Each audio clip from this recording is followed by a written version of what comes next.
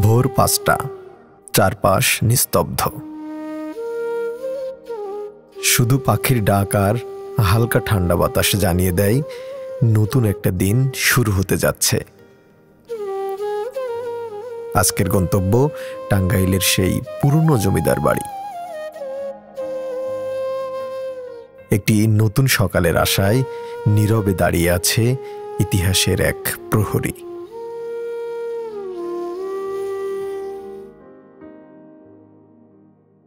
ইতিহাস, ঐতিহ্য আর গৌরবময় স্মৃতির এক জীবন্ত দলিল টাঙ্গাইলের এই জমিদার বাড়ি।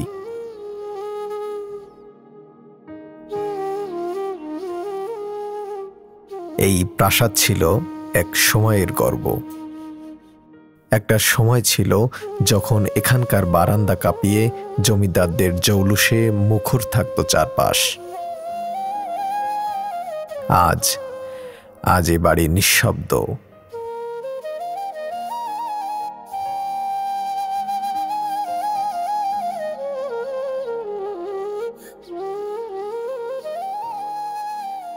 কোনো জৌলুস নেই, নেই শোভাযাত্রা বা বাহারি আলোকসজ্জা।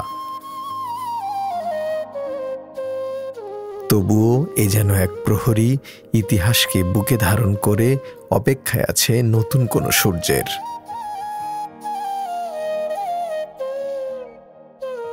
এই জমিদার বাড়িটি শুধু একটি বাড়ি নয়, একটি ন্যায়ের প্রতীক।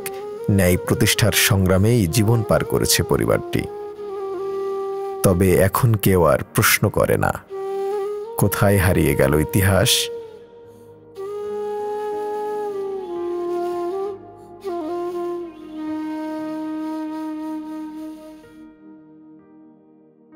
এই বাড়িটা যেন কথা বলতে চায়, না বলা শত গল্প জমে আছে এর দেয়ালে।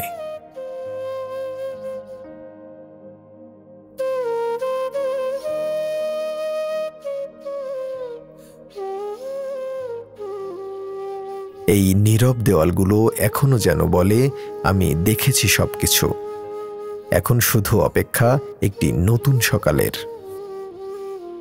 ভোরের আলোয় এক ইতিহাসের সামনে দাঁড়িয়ে কি এক অদ্ভুত টান। একসময় রাজকীয়তার ছাপ যেন এখনো রয়ে গেছে বাতাসে। মহলের এখানে কেউ হয়তো একসময় চুপচাপ বসে চা খেত। দেয়ালে হালকা রঙের ছোপ, সব মিলিয়ে এক অদ্ভুত অনুভূতি।